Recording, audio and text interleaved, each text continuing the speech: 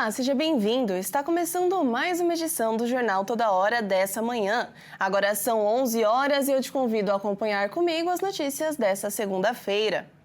A polícia da Espanha iniciou uma investigação num laboratório próximo à área onde foi detectado o vírus da peste suína africana. As buscas têm como objetivo determinar a origem do surto da doença, identificada no mês passado. A polícia espanhola investiga a origem do surto do vírus da peste suína africana no país. Agentes estiveram em um laboratório na região metropolitana de Barcelona. Todos os 26 casos da doença detectados na Espanha foram em javalis selvagens encontrados mortos na mesma área de mata que fica próxima aos locais das buscas. O presidente regional da Catalunha, Salvador Illa, afirmou que ainda não há informações conclusivas sobre a origem da doença ou sobre a possibilidade de ter escapado de um laboratório. Este é o primeiro foco do vírus na Espanha desde 1994. Inofensiva para os seres humanos, a peste suína africana é uma doença viral hemorrágica com uma taxa de mortalidade de quase 100% para suínos. Embora não tenham se espalhado para as fazendas de criação doméstica, os casos frearam as exportações do país espanhol, terceiro maior produtor mundial de carne suína e seus derivados. Mudando de assunto, uma câmera de segurança flagrou o momento em que um motorista perde o controle de uma caminhonete e invade um prédio na Serra Gaúcha. O acidente aconteceu na manhã de quinta-feira, na cidade de Caxias do Sul, na Serra Gaúcha, e foi registrado por uma câmera de segurança. Nas imagens é possível ver o instante em que o motorista perde o controle do veículo, sobe a calçada e invade o prédio. A imagem chama a atenção pela violência da batida, mas apesar do impacto, o condutor não se feriu e felizmente não havia ninguém no local do acidente. De acordo com a Brigada Militar, o motorista se recusou a realizar o teste do bafômetro e acabou conduzido até a delegacia para o registro da ocorrência.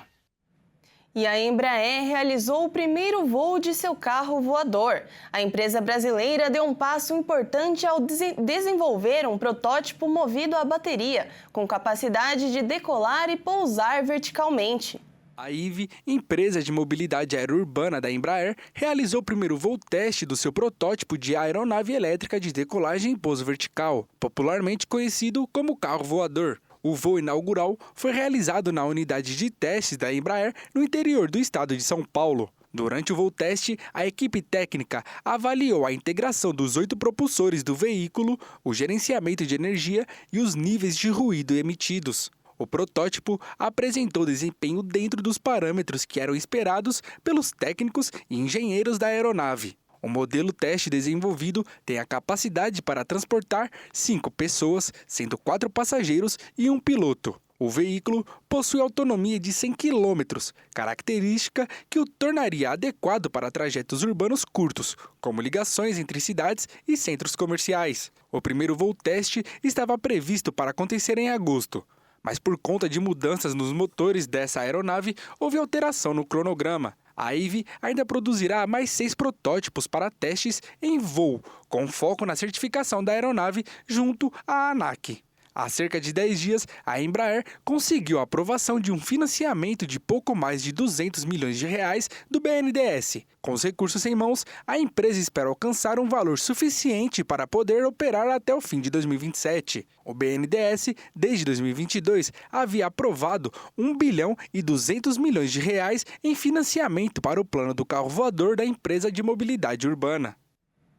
E a chegada das festas de fim de ano sempre são muito bem recebidas, mas é preciso ter cuidado com as decorações das casas e as sacolas cheias de presentes. Mas depois de tanta alegria, podem aparecer as dores das lesões provocadas por tudo isso. O esforço incomum e a falta de preparo muscular criam as condições perfeitas para sobrecarregar o músculo, principalmente para quem não está acostumado com a carga e com os movimentos repetitivos. De acordo com a Sociedade Brasileira de Cirurgia de Ombro e Cotovelo, o número de pessoas que procuram atendimento médico por dor no ombro cresce a cada ano.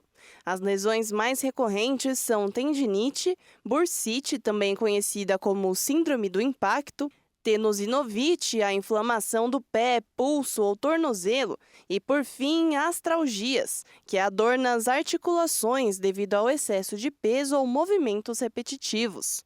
A região da lombar também costuma sofrer com o excesso de tarefas domésticas.